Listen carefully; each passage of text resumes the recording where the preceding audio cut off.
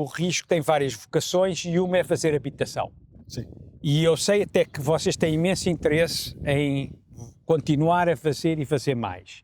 Quais são as vantagens que o risco oferece tanto ao promotor, não é, como à pessoa que depois vai utilizar, que vai habitar os apartamentos ou as casas que vocês fazem? E se calhar depois nisto pode-se introduzir também a questão tecnológica, que o risco parece ser talvez dos ateliês de arquitetura que está mais avançado. Tu falaste disso. Pá, é assim, esta pergunta pode demorar 15 minutos a responder e agora podes partir em bocadinhos. Podes começar, eu dou-te as 3 coisas, que é, uma é quais são as vantagens do teu ponto de vista. Depois, a outra, do teu ponto de vista para o promotor imobiliário. Outra, a vantagem para a pessoa que vai habitar a casa e, consequentemente, é uma vantagem também comercial para o promotor imobiliário. Porque se as pessoas tiverem mais apetência para querer viver nas casas que vocês fazem, eles vão vender mais caro e mais rápido. E a terceira é o processo tecnológico em que o risco está muitíssimo desenvolvido, que também pode ter a ver depois com a funcionalidade dos projetos residenciais. Ok. Então vamos Desculpa lá. Isto também aqui estar a pensar, porque eu não sou arquiteto. Se eu me esquecer, tu vais-me lembrar. Está bem. A primeira vou-te contar uma piada. Tu já foste jantar lá à casa, portanto sabes que eu gosto bastante de cozinhar. E então eu tinha uma empregada brasileira que a certa altura dizia assim: Sr. Tomás, o senhor nasceu no corpo errado. O senhor devia ter nascido no corpo de mulher.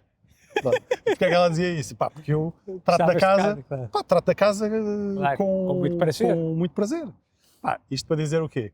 Que quando nós estamos a fazer um projeto de habitação, pá, quando eu estou sentado com a equipa, invariavelmente nas conversas dizemos: ok, mas onde é que se põe a máquina, onde é que se põe a tábua de passar a ferro?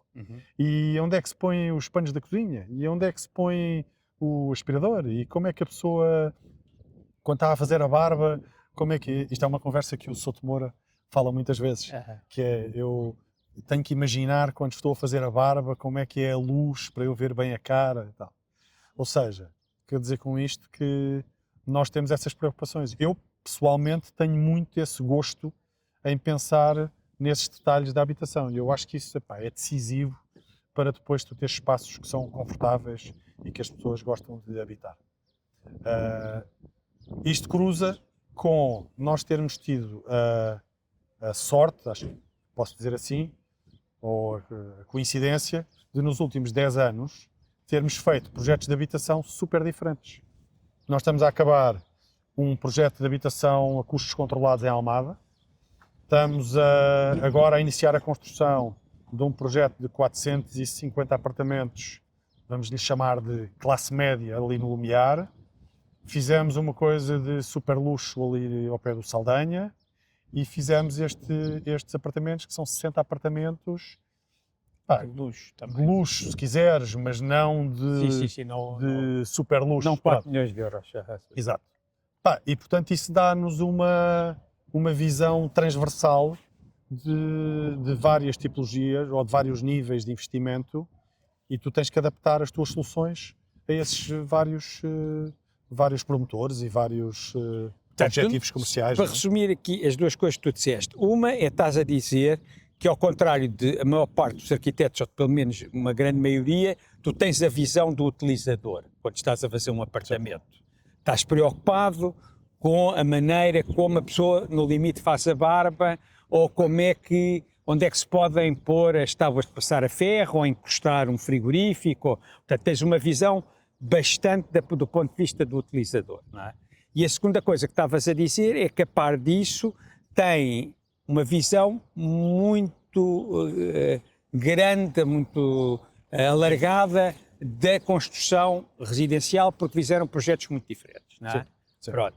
E isso é bom para o promotor, porque vocês são muito versáteis, não é? Portanto, podem abraçar muitos tipos diferentes de projetos de construção residencial, e também é bom para o promotor, porque vocês vão fazer casas que são funcionais, que é uma coisa sempre que muitas vezes os promotores têm medo dos arquitetos de escritório, de ateliês como o vosso, que são mais sofisticados e que às vezes querem deixar muita assinatura e impossibilita quase que as pessoas se mexam dentro das casas, não é? Portanto, é isto, não é? É isso. Aquela parte, a questão que tu colocaste tecnológica. Quais são as vantagens que isso tem para o promotor e para o projeto acabar? Para tu perceberes, portanto, houve uma transformação grande nos instrumentos. Explica-me aquilo que me explicaste, que foi muito bem explicado, a coisa de ser, de que mesmo quando passam para o AutoCAD, continua a ser 2D, pronto, expliquei-me. Eu ainda desenhei à mão. E o grupo das pessoas e não mais nasceste velhas, no século XVIII. E não nasci nem 19. Eu, o Jorge, o Carlos, o Nuno, a Cristina, o João, portanto, há um grupo ali do ateliê que ainda desenhou à mão. Mas passado poucos anos, começámos a trabalhar em AutoCAD. Só que o AutoCAD, e tu deves conseguir fazer um paralelo disto que eu vou dizer com coisas de cinema, com outros softwares, de cinema, por exemplo. Sim. Aquilo é um estirador eletrónico, ou seja, tu não alteras em nada a tua maneira de desenhar e de representar o objeto arquitetónico. Porque vocês faziam os alçados, fazíamos as plantas, plantas e depois os alçados, e depois ele construía-te aquilo em 3D. Não construía nada em 3D. Não, nada em 3D, ou seja, tu desenhavas este edifício em AutoCAD. Desenhavas a planta, depois ao lado desenhavas o alçado, ao lado desenhavas os cortes, que é no fundo como se pegasses uma faca e cortasses o edifício ao meio. Mas eram desenhos independentes, portanto tu mexias num e tinhas que ir alterar o outro. As coisas não estavam interligadas. Pronto. Não estava interligado. Completamente independente. Okay. Portanto, aquilo é um estirador eletrónico, se quiseres. Do ponto de vista da metodologia, não altera rigorosamente nada. O que é que aconteceu agora? Estamos todos a migrar para uma coisa chamada o BIM, que tem um nome pomposo em inglês, que é um Building Information Modeling. No cinema, o cinema 4D, não? Como é que se chama? É cinema 4D. Há vários softwares para usar em cinema que são a mesma coisa.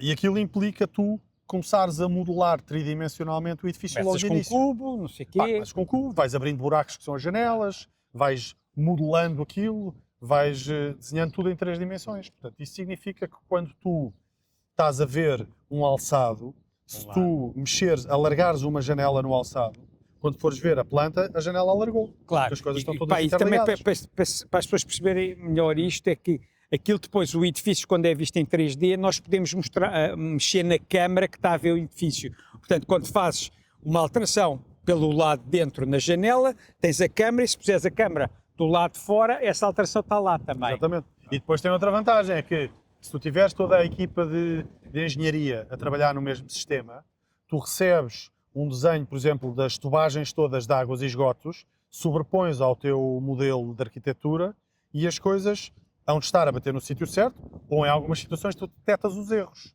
Tu detectas, olha, este tubo está a aparecer no teto desta sala. Pronto, diz ao engenheiro, olha, empurra este tubo para cima porque ele está a aparecer no teto da sala. A mesma coisa para os quadros elétricos, ou para os pilares, para as vigas, para os ar-condicionados, para tudo, não é? Portanto, para o promotor, qual é a vantagem? É que tu tens uma integração muito mais forte entre arquitetura e engenharias. Para a construção, isso e os engenheiros em Portugal já estão a usar estes softwares também. Não todos, mas muitos. E mesmo para a construção, para o tipo que está a fazer a obra, ele tem uma noção muito mais integrada da arquitetura e das engenharias. Portanto, reduz os erros, reduz as surpresas em obra, que é de onde aparecem os trabalhos a mais, de onde aparece a necessidade de alargar prazos. Portanto, simplifica muita coisa. Agora, para nós, sai-nos do pelo, porque são muitas horas de trabalho. Eu acredito.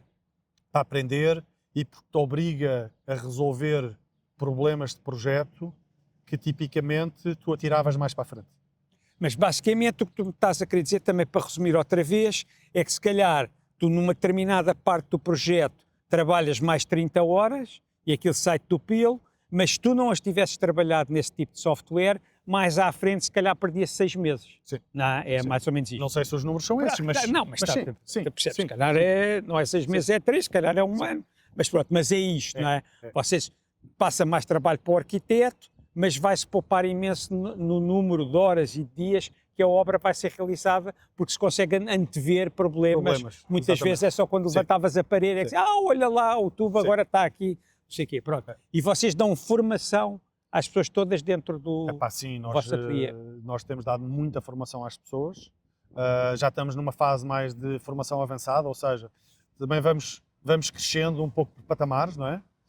Neste momento já temos as pessoas quase todas.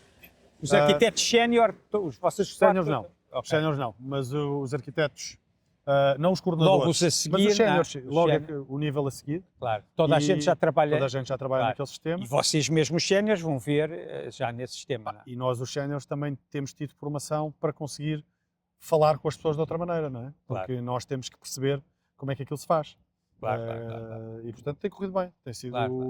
Tem sido trabalhoso, mas tem corrido bem. Diz-me outra coisa que acho que também deve ser pertinente, que é qual é que são as vantagens, que eu acho que também deve haver aqui vantagens, que é, como vocês, também tenho que explicar isto, nas paredes, se a parede for de cortiça, vocês conseguem pôr lá no 3D a parede de cortiça. Se a parede for de um betão não sei quê, de cimento afagado ou não sei quê, vocês conseguem lá pôr isso. Portanto, também vos dá uma noção, antes da construção, melhor em termos do produto final, da decoração, desse tipo de coisas, que pode ser vantajoso também para o cliente e para o promotor. Sim, mas mais do que... Sim, tem essas duas vantagens. Por um lado, tu consegues visualizar melhor aquilo que estás a propor e consegues explicar ao teu cliente de uma forma mais imediata o que é que ele vai ver quando estiver a obra feita. Por outro lado... Podes pintar as fachadas. Sim, facilmente, chegas lá, parametrizas... Exatamente, mudas o material da fachada. Sim, essas coisas. Tem essa vantagem toda. Mas depois, do ponto de vista do projeto, aquilo que começa, como estávamos a dizer há bocado, com um modelo relativamente simples, se fizeres um cubo com buracos que são as janelas, que ele vai ganhando complexidade ao longo do processo. E tu vais acrescentando layers.